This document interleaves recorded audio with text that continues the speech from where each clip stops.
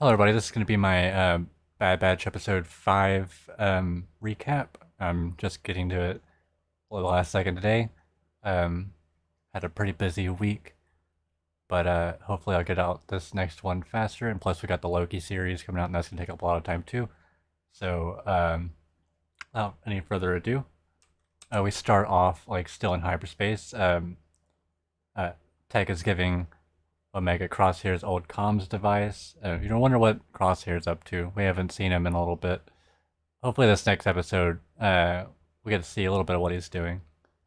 And they're headed to this planet called Ord Mantell. They're going there for information on Fennec Shand, the bounty hunter that's after them. They're gonna meet up with an informant named Sid, who used to help the Jedi. Of course, they don't know who Fennec Shand is or who the bounty hunter is, but hopefully Sid can find out for them. They land and head to this hole in the wall bar once they reach the city. Clearly, they don't want too much attention drawn to them. Um, and this person here tells the batch to get lost. Omega is the only one that actually realized that this person is Sid.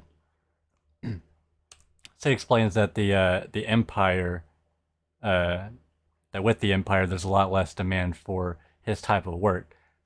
The Jedi valued his insight, and Sid, I'm sure, valued the Jedi's coin, or credits. I mean, Sid commented that they never had clone deserters come by.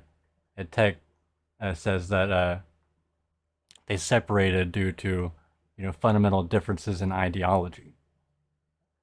The Empire is very fascistic. Sid doesn't know who Fennec is, but agrees to find out that if they do the job for him. Sid explains that a kid named Moochie needs to be rescued. Oh, Moochie. We'll get to Moochie later. Moochie is held captive by slavers, and the Bad Batch agree to the job.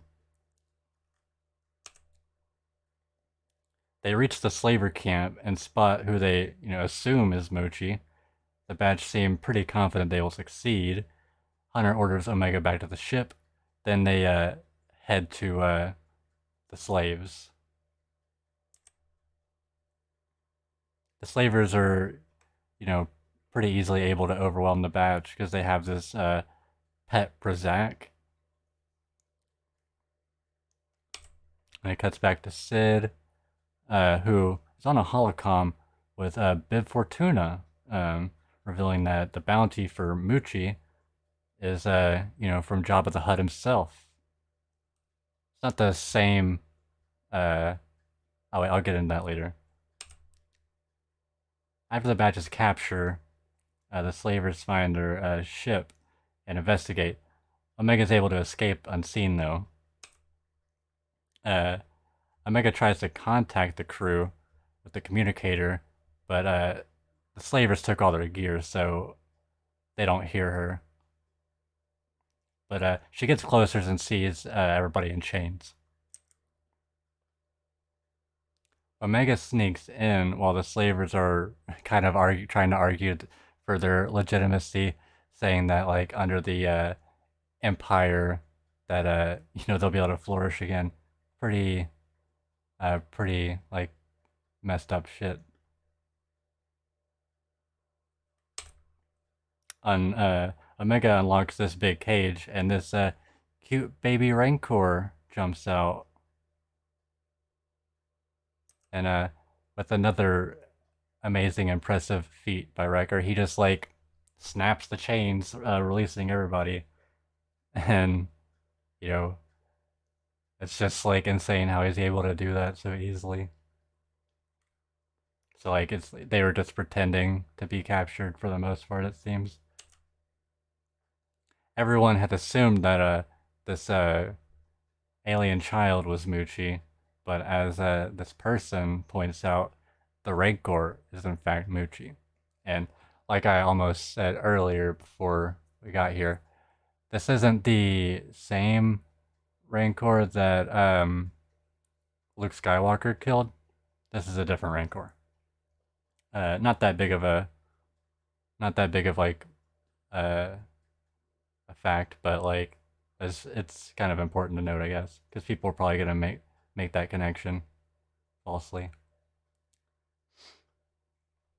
Let's see. They have to capture Muchi for their job, so Echo and Omega take the people back near the ship where the speed bikes were, uh, and the rest go to get Muchi.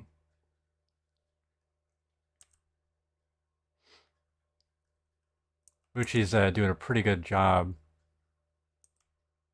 Yeah, Muchi's doing a pretty good job holding her own, literally throwing like all the slavers around,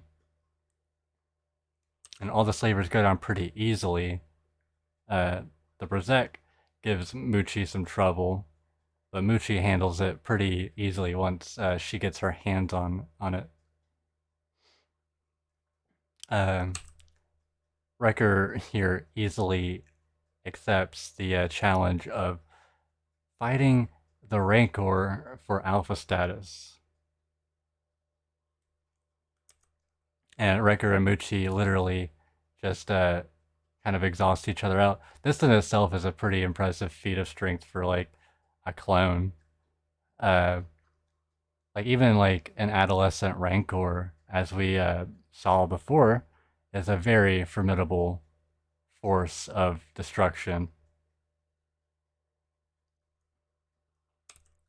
Bib Fortuna decides to make a personal trip to Sid's bar, still rushing the return of Muchi. But you know, as he is complaining,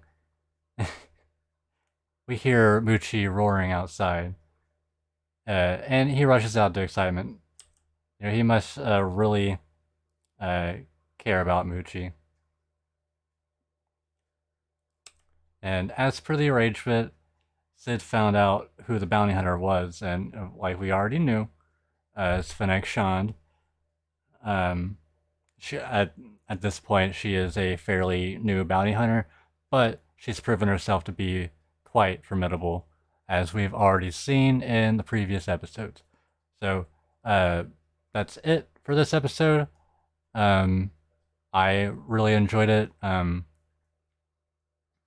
It was not like all action, but there was a lot of cool stuff too, and we got to see, you know, Omega proving herself a valued member of the team, doing stuff that, you know, nobody else would be able to do because she's so small, and she seems to have like some intuition or awareness that they don't, because she, you know, spotted Sid. She knew it was Sid right off the bat, and none of the other clones had that intuition.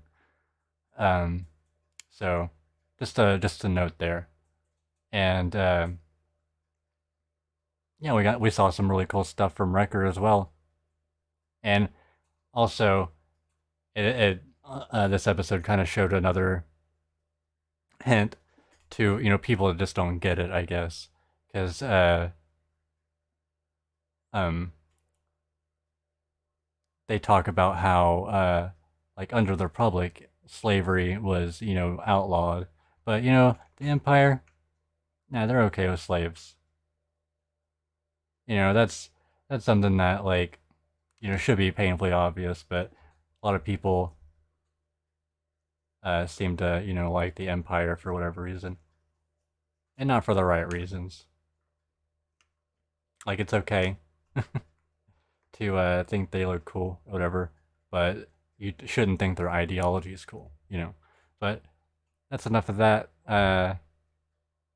Anyway, I really enjoyed this episode, and I'm looking forward to the new episode tonight. And I will see y'all there, and I will talk to y'all later. Have a good night.